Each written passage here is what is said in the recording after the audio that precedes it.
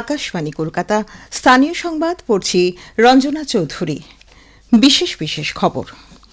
রাজ্যের বিধানসভা নির্বাচনের দ্বিতীয় ও চূড়ান্ত দফায় 7টি জেলার 142টি আসনে আগামী 29 এপ্রিল ভোট গ্রহণের জন্য প্রচার অভিযান এখন তুঙ্গে। সব দলের প্রার্থীরাই মিটিং মিছিল রোড শো এর মধ্য দিয়ে ভোটারদের মন জয়ের চেষ্টা চালাচ্ছেন। এদিকে নির্বাচন কমিশন জানিয়েছে, রাজ্যে বিধানসভায় নির্বাচনের প্রথম দফায় কোনো ভোট কেন্দ্রেই পুনর্নির্বাচন হচ্ছে না।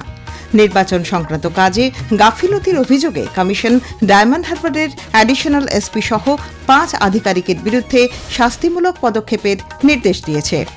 দ্বিতীয় দফা ভোটের আগে শান্তিপূর্ণ নির্বাচন নিশ্চিত করতে রাজ্যের বিভিন্ন জায়গায় পরিদর্শন শুরু করেছেন মুখ্য নির্বাচনী আধিকারিক মনোজ কুমার আগরওয়াল, বিশেষ পর্যবেক্ষক সুব্রত গুপ্ত এবং বিশেষ পুলিশ পর্যবেক্ষক এন.কে. মিশ্রা।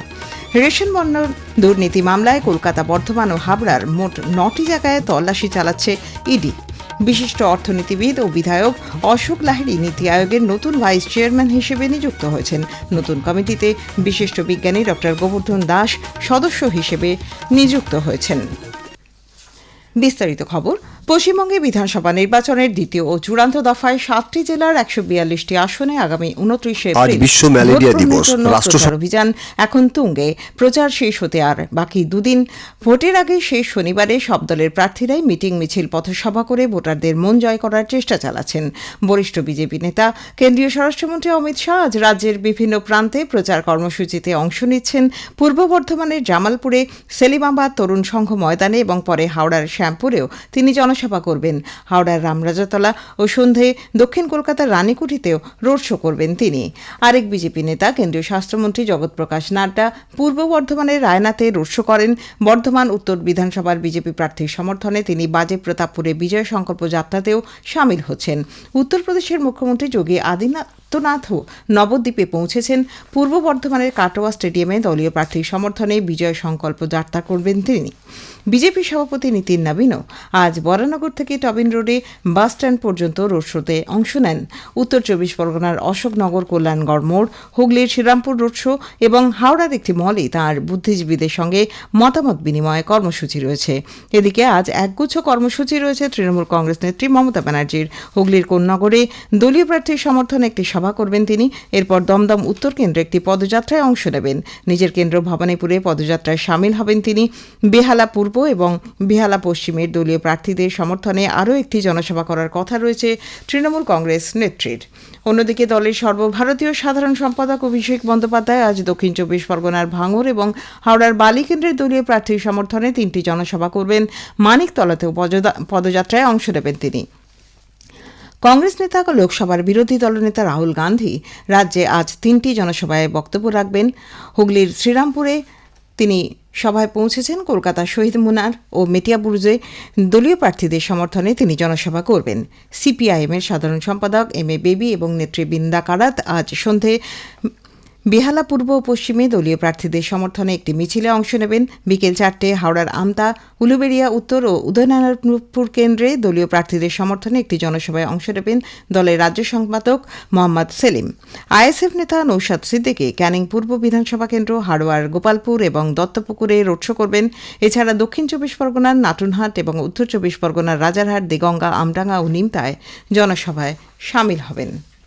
রাজ্যে বিধানসভা নির্বাচনের প্রথম দফায় 44,376টি ভোট গ্রহণ কেন্দ্রের কোথাওই পুনর্নির্বাচন হবে না বলে নির্বাচন কমিশন জানিয়েছে। কমিশনের তরফে বলা হয়েছে, এই দফায় বিক্ষিপ্ত কিছু ঘটনা ছাড়া কোথাও কোনো বড় রকমের হিংসা ছাড়াই ভোট গ্রহণ সম্পন্ন হয়েছে। পর্যবেক্ষকদের রিপোর্ট ও বাস্তবিক নানা তথ্য সহ নিরাপত্তা ব্যবস্থা খতিয়ে দেখার পর এই দফায় শান্তিপূর্ণ ভোট গ্রহণ হওয়ার কারণেই এই সিদ্ধান্ত বলেও কমিশন জানিয়েছে।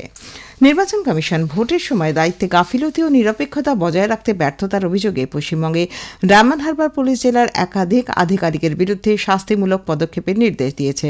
এরা হলেন ডায়মন্ড হারবার পুলিশ জেলার অতিরিক্ত police super Sandip Garai, SDPO Sajal Mondal, Diamond Harbour থানার আইসি মৌসম চক্রবর্তী, ফলতা থানার আইসি অজয় বাগ এবং উস্তি থানার আইসি শুভেচ্ছা বাগ। এছাড়া ডায়মন্ড হারবারের পুলিশ সুপার ঈশানী পালের বিরুদ্ধেও সতর্কবার্তা জারি করেছে কমিশন। নির্বাচনের মতো সংবেদনশীল সময়ে অধস্তন আধিকারিকদের নিয়ন্ত্রণ ও শৃঙ্খলা বজায় রাখতে ব্যর্থতার অভিযোগে এই পদক্ষেপ বলে জানা গেছে। দ্বিতীয় দফার ভোটের আগে আরামবাগ, বনগাঁ, ব্যারাকপুর হয়ে সন্দেশখালী পর্যন্ত সরেজমিনে জরুরি পরিদর্শন শুরু করেছেন মুখ্য নির্বাচনী আধিকারিক মনোজ কুমার আগরওয়াল, বিশেষ পর্যবেক্ষক সুব্রত গুপ্ত এবং বিশেষ পুলিশ পর্যবেক্ষক এন.কে. মিশ্রা। নির্বাচন কমিশন সূত্রে খবর, আসন্ন দফায় 100% শান্তিপূর্ণ নির্বাচন নিশ্চিত করতেই এই পদক্ষেপ।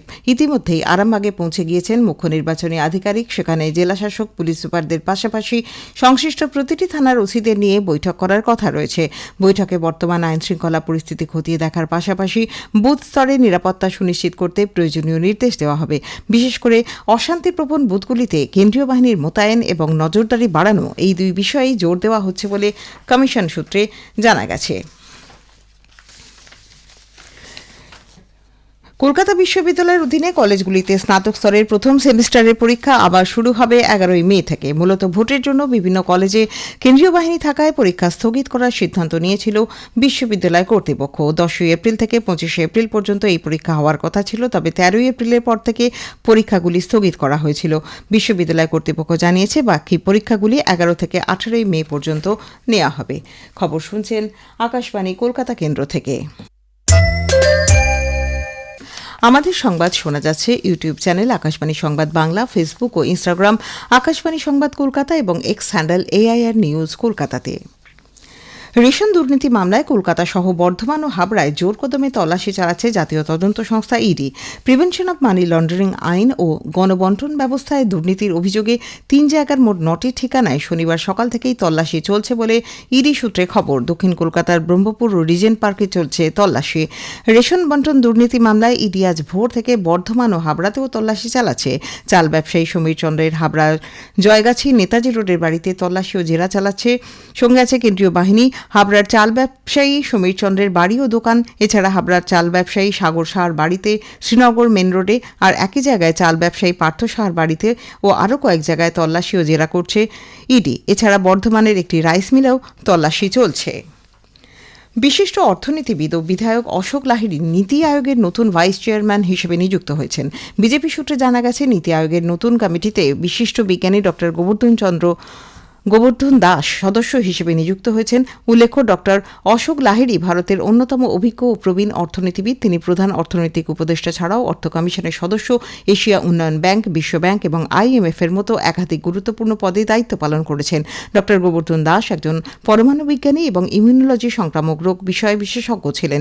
এদিকে নীতি আয়োগের ভাইস চেয়ারম্যান ও সদস্য হিসেবে নিযুক্ত হওয়ার জন্য বিজেপির রাজ্য সভাপতি শ্রমিক ভট্টাচার্য ও বিরোধী দলনেতা শুভেন্দু অধিকারী ডক্টর অশোক লাহিড়ী এবং ডক্টর গোবর্ধন দাসকে অভিনন্দন জানিয়ে তাদের সাফল্য কামনা করেছেন। আজ বিশ্ব ম্যালেরিয়া দিবস।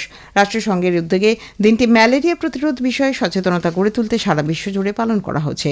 ব্রিটিশ শারীরবিজ্ঞানী ডক্টর রোনাল্ড রস এই কলকাতার পিজি হাসপাতালে পরীক্ষা নিরীক্ষা চালিয়ে মশাবাহিত প্লাজমোডিয়াম ফ্যালসিপেরাম নামে ম্যালেরিয়ার জীবাণু আবিষ্কার করেন। এই জন্য তিনি 1902 সালে নোবেল পুরস্কার পেয়েছিলেন। কিন্তু এই আবিষ্কারের পিছনে এক বাঙালি বিজ্ঞানীকে কেউ মনে রাখেনি, অথচ হয়তো তিনি প্রথম ভারতীয় হিসেবে নোবেল পুরস্কার পেতে পারতেন। তিনি কিশোরী মোহন বন্দ্যোপাধ্যায়। ম্যালেরিয়ার জীবাণু চিহ্নিত করার জন্য রোনাল্ড রসকে সব কৃতিত্ব দেওয়া হয়, কিন্তু কলকাতার পিজি হাসপাতাল ও হুগলির মহানাদে ম্যালেরিয়া চিকিৎসা কেন্দ্রে তার সহকারী হিসেবে গবেষক কিশোরী মোহনের অবদান কিছু কম ছিল না। একটি প্রতিবেদন। আজ বিশ্ব ম্যালেরিয়া দিবস। রাষ্ট্রসংঘের উদ্যোগে দিনটি ম্যালেরিয়া প্রতিরোধ বিষয়ে সচেতনতা গড়ে তুলতে সারা বিশ্ব জুড়ে পালন করা হচ্ছে। ব্রিটিশ শারীরবিজ্ঞানী ডক্টর রোনাল্ড রস এই কলকাতার পিজি হাসপাতালে পরীক্ষা নিরীক্ষা চালিয়ে মশাবাহিত প্লাজমোডিয়াম ফ্যালসিপেরাম নামে ম্যালেরিয়া জীবাণু আবিষ্কার করেন। এজন্য তিনি 1902 সালে নোবেল পুরস্কার পেয়েছিলেন। কিন্তু এই আবিষ্কারের পিছনে এক বাঙালি বিজ্ঞানীকে কেউ মনে রাখেনি। বলছি কিশোরী মোহন বন্দ্যোপাধ্যায়ের কথা। তার সহকারী হিসেবে গবেষক কিশোরী মোহনের অবদানও কিছু কম ছিল না। প্রেসিডেন্সি কলেজের মেধাবী এই বিজ্ঞান স্নাতককে ডক্টর রস নিজেই বেছে নেন। আজকের দিনে বিস্মৃত এই বাঙালি বিজ্ঞানীকে আনত শ্রদ্ধায় স্মরণ করি। প্রজেশ বন্দ্যোপাধ্যায়, আকাশবাণী সংবাদ, কলকাতা। বঙ্গোপসাগর থেকে প্রচুর জলীয় বাষ্প প্রবেশ করায় রাজ্য জুড়ে ঝড় বৃষ্টির পূর্বাভাস। দক্ষিণবঙ্গের বীরভূম, মুর্শিদাবাদ, নদিয়া, পূর্ব পশ্চিম বর্ধমান এবং পুরুলিয়া জেলায় আর 40 থেকে 50 কিলোমিটার বেগে দমকা হাওয়া এবং বজ্রবিদ্যুৎ সহ বৃষ্টির হলুদ সতর্কতা রয়েছে। তবে এর সঙ্গে পশ্চিমের জেলাগুলিতে উষ্ণ অস্বস্তিকর আবহাওয়া বজায় থাকবে। শেষ করার আগে খবরের বিশেষ কিছু অংশ আরেকবার। রাজ্যের বিধানসভায় নির্বাচনের দ্বিতীয় চূড়ান্ত দফায় ৭টি জেলার ১৪২টি আসনে আগামী ২৯ এপ্রিল ভোট গ্রহণের জন্য প্রচার অভিযান এখন তুঙ্গে। সব দলের প্রার্থীরাই মিটিং মিছিল রোড শো এর মধ্য দিয়ে ভোটারদের মন জয়ের চেষ্টা চালাচ্ছেন।